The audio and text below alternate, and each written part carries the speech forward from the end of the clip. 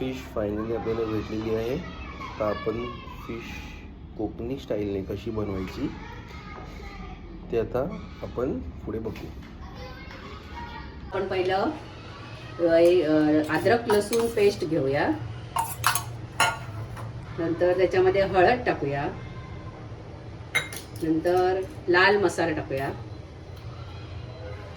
लाल मसाला एवढा? मीठ टाकूया. किती टाकलाय लाल मसाला तो पण सांगा. बरोबर आहे, मच्छी जास्त आहे ना त्याच्यामुळे तेवढं लागणार आहे. नंतर गरम मसाला टाकूया. आणि त्याच्यात नंतर ते मच्छीला आंबटपणा येण्यासाठी, चव येण्यासाठी हे कोकमाचं आगूळ आहे. ते आगळ टाकलं की कोकम थोडं आंबट होतं, त्याच्यामुळे मच्छीचे जे स्मेल येतो मच्छीला तो येणार नाही, छान लागते. तर त्याच्यात आपण हे टाकायचं आणि हे मिक्स करायचं.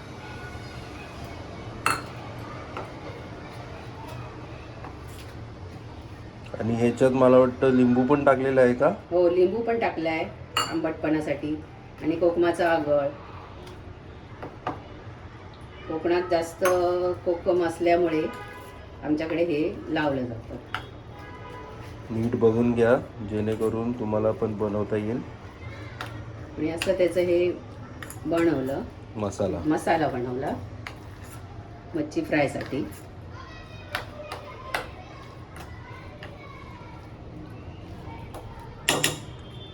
आणि आपण आता ते ही सुरमई मच्छी आहे त्याला आपण आता हे लावून ठेवायचं.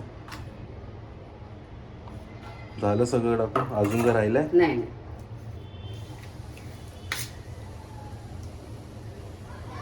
मी हाताने त्याला लावते कारण लागत नाही बरोबर चमच्याने. हाताने लावलेलं बरं पडेल.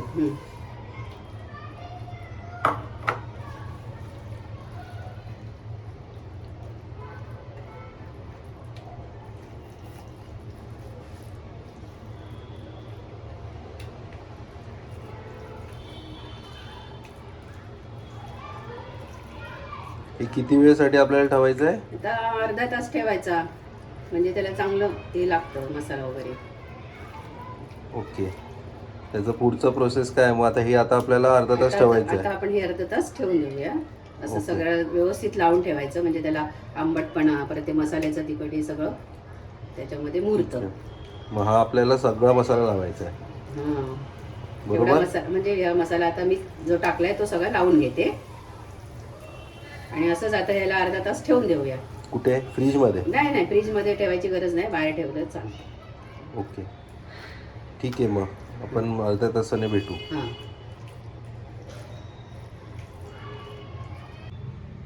सुरमई फ्राय मॅग्नेट झालेली आहे. नेक्स्ट स्टेप, आता सुरमई फ्राय करण्यासाठी आपल्याला परत एक मसाला बनवायला लागेल.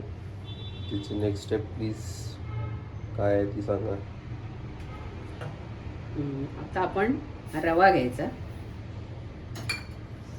रवा? त्याच्यामध्ये थोडा मसाला टाकायचा. मसाला, थोडी हळद टाकायची. हळद आणि हे तांदळाचं पीठ. त्याच्याने थोडी मच्छी अशी कडक होते, थोडी खुसखुशीत होते तांदळाच्या पिठाने आणि रव्याने. ओके, अजून काय राहिले टाकायचं?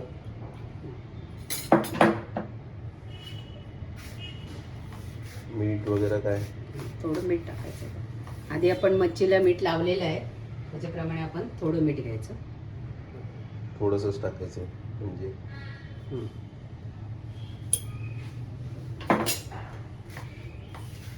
तवा गरम करायला मसाला रेडी आहे आणि तवा पण तापलेला आहे.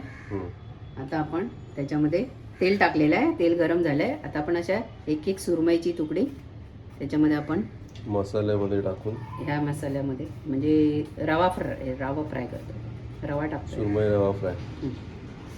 असे एक एक ठेवायचे.